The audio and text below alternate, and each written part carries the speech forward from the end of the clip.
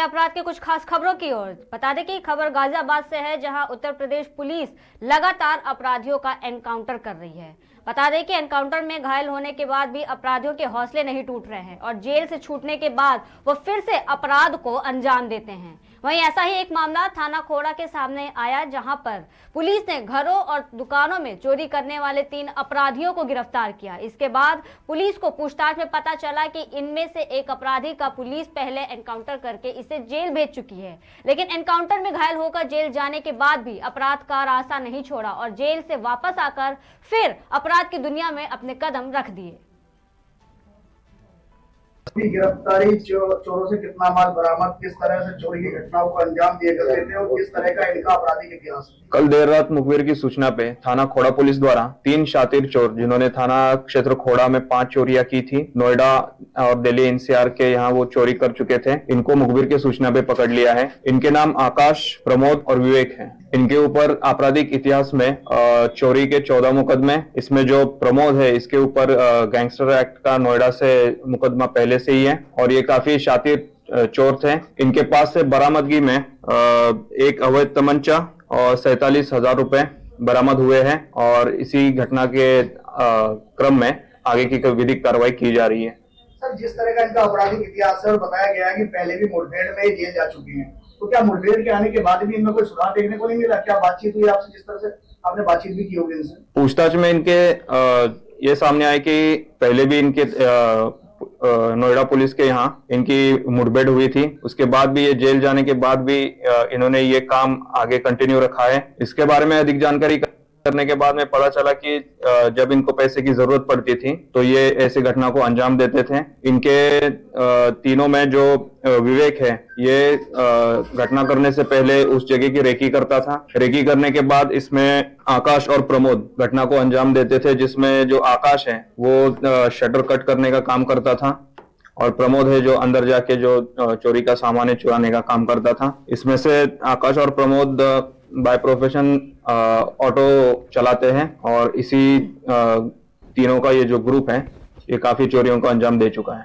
Sir, अभी हाल फिलहाल में इसने कितनी चोरी को अंजाम दिया था, कितनी घटनाओं को अंजाम दिया था और अभी तक कितना माल, कितनी चोरियों का माल बरामद हुआ जो बरामद आज दिखाया गया? इन तीनों ने मिलके पिछले करीब 1 महीने के काल में खोड़ा में 5 चोरियों को अंजाम दिया था, जिसमें से 2 चोरियां घर में की थी, 2 चोरियों को परचून की दुकान में शटर खोल के किया था और एक जन सुविधा केंद्र में चोरी की गई थी। सर, क्या मान के चले, खोड़ा में जैसे बताया कि पिछले 1 माह के अंदर 5 चोरियां इन्होंने की, तो खासकर खोड़ा को ये अपने चिन्हित क्यों कर रहे थे घटना को अंजाम देने के लिए?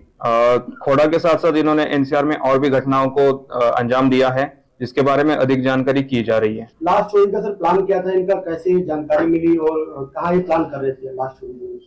इनका मुखबिर और सर्वेलेंस के आधार पे हमें पता चला था कि इनका विजयनगर में घटना करने का एक प्लान था। उसी सूचना के आधार पे इनको गिरफ्तार किया गया। गिरफ्तारी जो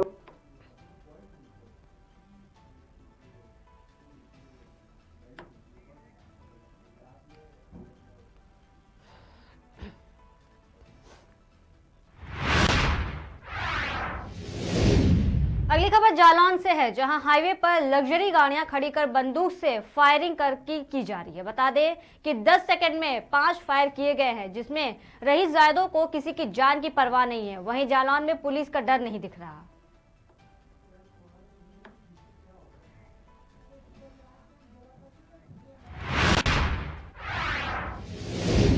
खबर कानपुर देहात से है, जहां रनिया थाना क्षेत्र में स्थित एक प्लास्टिक कंपनी है। बता दें कि कुछ दिन पहले अज्ञात चोरों द्वारा कंपनी का ताला तोड़कर लाखों रुपए की प्लास्टिक के दाने से लदे लोडर चोरी हुए हैं, जिसकी सूचना पर पुलिस अधीक्षक द्वारा दिशा निर्देश देते हुए जल्द से जल्द चोरी की घटना का खुलासा करने का आश्वासन दिया गया था। इसी क्रम में आज रनिया थाना पुलिस और सर्विलांस की टीम के द्वारा चोरी की घटना का खुलासा करते हुए प्लास्टिक के दाने और लोडर समेत 5 अभियुक्तों को गिरफ्तार किया गया है। वहीं अंकित गुप्ता पुत्र प्रदीप गुप्ता निवासी ओ ब्लॉक किदवई नगर थाना जोही कानपुर नगर को बेचा था। आपको बता दें कि गिरफ्तार किए गए अभियुक्तों को विधिक कार्रवाई कर जेल भेज दिया गया है।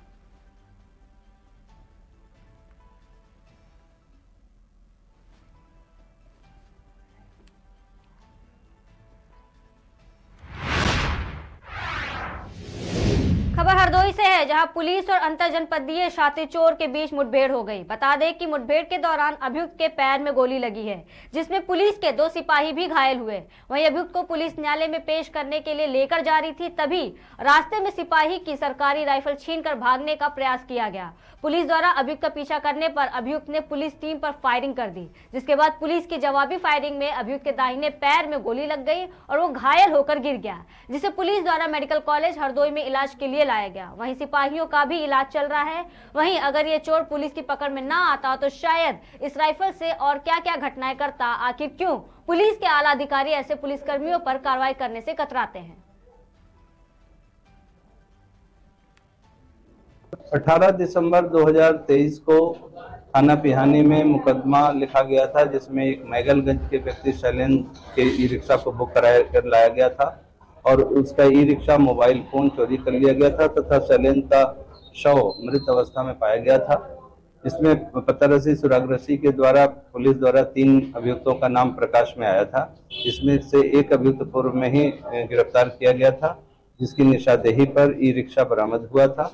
शेष 2 अभियुक्त इसमें वांछित चल रहे थे, जिन पर मेरे द्वारा 10-10 हजार रुपए का पुरस्कार घोषित किया गया था। आज पिहानी पुलिस द्वारा इसमें से एक सचिन सन ऑफ जयपाल निवासी शाहजहांपुर को गिरफ्तार किया गया। इसके ऊपर शाहजहांपुर में पूर्व से ही 8 मुकदमे लूट के प्रयास और चोरी और उससे बरामदगी शस्त्र अधिनियम के पंजीकृत हैं। इस जब अभियुक्त को डॉक्टरी कराने के बाद न्यायालय के समक्ष पेश करने के लिए ले जाया जा रहा था, तभी इसने रास्ते में पेशाब करने की इच्छा जाहिर की। वहां पुलिस द्वारा पेशाब कराया जा रहा था, उसी समय अभियुक्त द्वारा पुलिस की राइफल छीनकर भागा और उसने फायरिंग कर दिया पुलिस पे। पुलिस ने भी जवाबी फायरिंग किया और पिहानी इंस्पेक्टर और उनकी टीम द्वारा पुलिस को घायल अवस्था में गिरफ्तार किया गया है। इसे अस्पताल में भर्ती किया गया है। इसके फिर अग्रिम विधिक कार्रवाई की जा रही है। 18 दिसंबर 2000